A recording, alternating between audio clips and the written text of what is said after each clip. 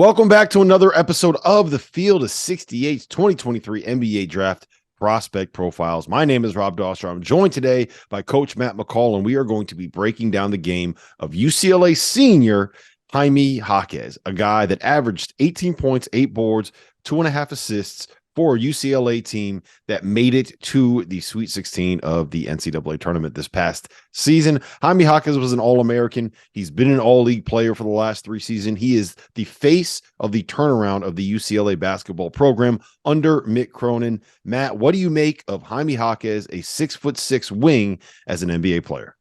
Oh, man. Well, first of all, I love his energy. I love how he plays the game, how hard he plays the game. You know, everyone's like, what's the knock? What's the knock on Jaime? What doesn't fit? What doesn't translate to the NBA? Where does this guy, how does he make a roster? How does he stick up there? And the knock was a little bit slow-footed defensively, but he makes up for that with how hard he plays. Like, think about this.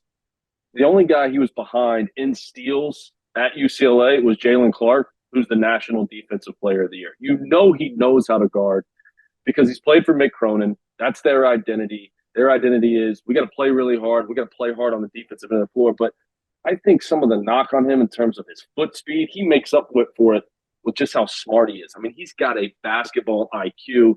He makes up for it with his energy. He makes up for his effort. And he makes up with it for his talking.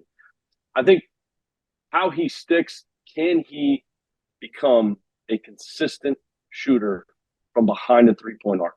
Can he get to where he can shoot 35%? I mean, look at the NBA in the game and the floor spacing and how many corner threes. I think he goes from a guy that can make a roster to a big-time rotational guy if he can become consistent behind the arc. So I absolutely love Jaime Jaquez's game, right? I love the kid. I love the way that he plays. I love everything about him. I love the fact that he looks like this regular old college UCLA bro that rolled out of bed with the shaggy hair flopping around and the messy facial hair, and he just shows up and he busts everybody ass, right? I love everything about Jaime Jaquez. Here's my question with him. If he is a guy that kind of projects as one of these like role-playing 3-and-D wings, these guys that you want to be able to guard twos and you want to be able to guard fours, and like in theory that works. If you have questions about him defensively and you have questions about him shooting threes, how do you become a 3-and-D guy when the two things you're supposed to be great at are the ones where we're like, I don't know if that necessarily is going to be a great thing for him. You know what I'm saying? Like that's my question with Jaime Jaquez fitting in the NBA. I don't question whether or not he can defend in the NBA. I really don't, because he's been coached that way and he's gotten better every single year. And what he may lack in foot speed, and again, I don't think that's a major issue for him, but what he may lack in that area, he makes up for it with his energy, his talking, his IQ, and how hard he plays. He can become a consistent three-point shooter. I mean, how many times you turn on these NBA games and there's threes being had in the corner because you put teams in rotation, because teams are, if they put 2 on the ball and they don't switch pick and rolls, they're constantly in rotation. The ball gets swung to the corner, there's corner threes. Can he become the guy that knocks that shot down? If he can, he goes from a guy that's just on a roster, maybe bouncing from the G League back and forth, to a guy that could be a big-time rotational guy. Here's the other thing. If he's a late first-round draft pick, he's going to be on a team that's built to win.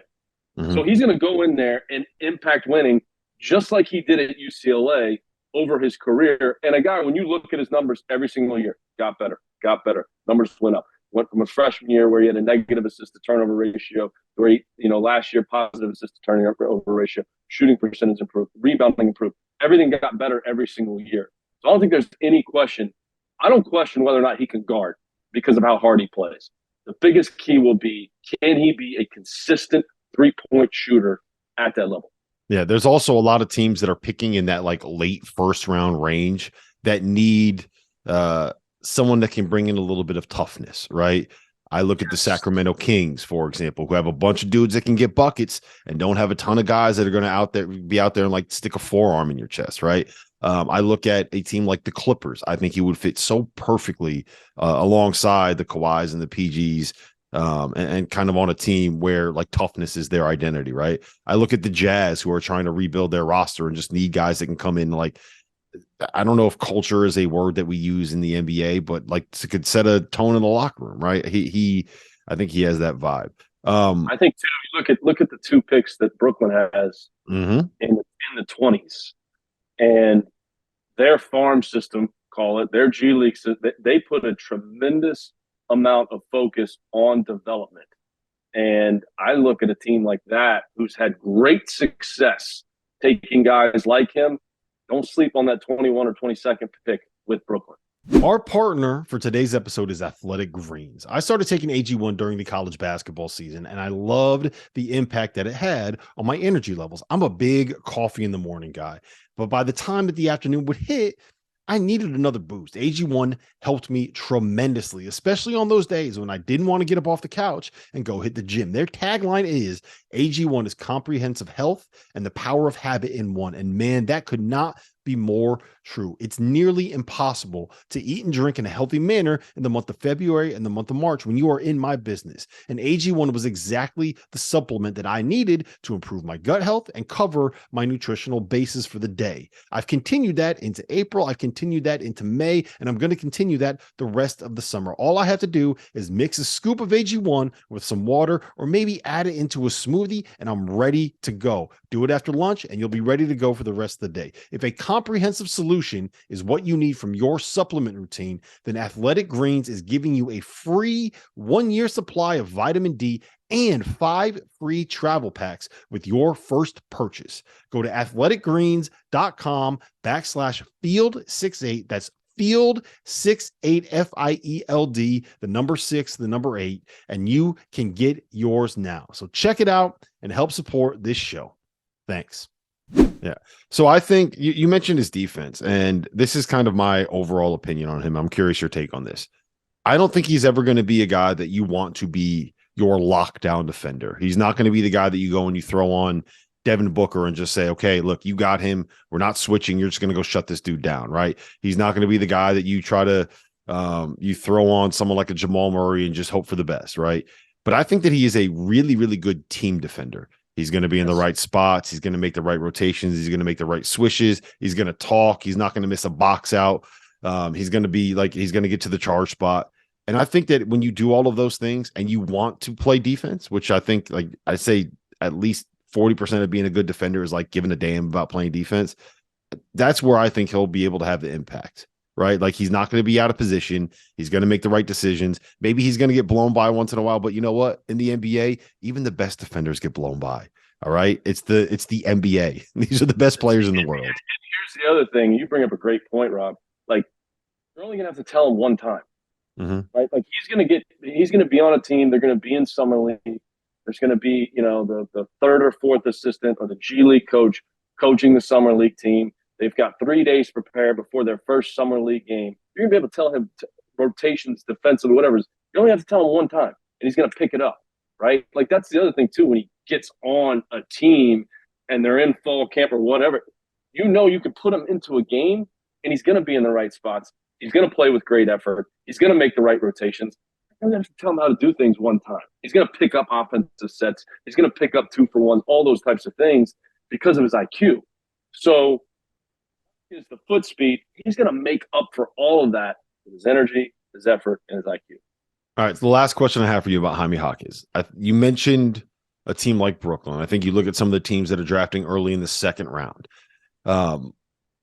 I don't know how much of a ceiling is there for him. I think if you're Brooklyn, you're trying to draft, like you need a star, right? Like you got a bunch of like the role pieces at Brooklyn. You need a star.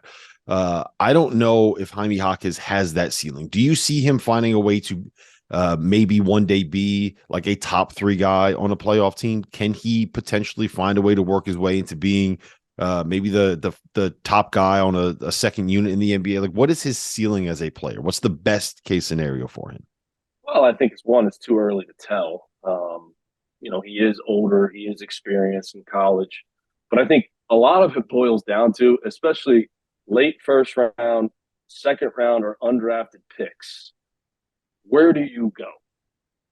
Okay, like what team takes you? What's the culture like? Who's on the team? Like if Boston takes him in the second round at 35, it's gonna be a good place for him to go because they have superstars in Jaylen Brown. They've got They've got the pieces that are there already where he can come in and play with great energy, spell Jason Tatum from having to guard the other team's best player, whoever it may be, and be a rotational guy that impacts winning. If he goes to a Detroit at 31, whose team's not really built to win right now, they keep recycling coaches, they've got first round draft pick, maybe a little bit tougher for him to last, stick, find his niche. I think he's got to go to, I think you bring up a great point. He's got to go to a team that has superstars that, hey, he's going to come in and impact winning, right? In Boston, it's Jaylen Brown, it's Jason Tatum. He can go there and impact winning. So I think who takes him is going to be huge for how high his ceiling becomes. Yeah, so many of those guys that are kind of in the range of a Jaime Jaquez and that, a late first round, early second round kind of a pick, their longevity is going to be determined by where they end up. So much of it is fit. And I'm hoping, as a guy that is an admitted Jaime Jaquez fan, I'm hoping that he lands in a good spot. Listen, we have a live mock draft coming up this week. We're going to have a live draft show as a second screen experience while the draft is going on. Make sure to check those out. Follow the Field of 68 YouTube channel. All this stuff is going to be live on there. For Coach Matt McCall, my name is Rob Doster. We'll see you next time. Thank you for watching the Field of 68. If you've enjoyed what you've seen here, hit that like button, share this link with your friends, or check out the description for some other places that you can consume Field of 68 content.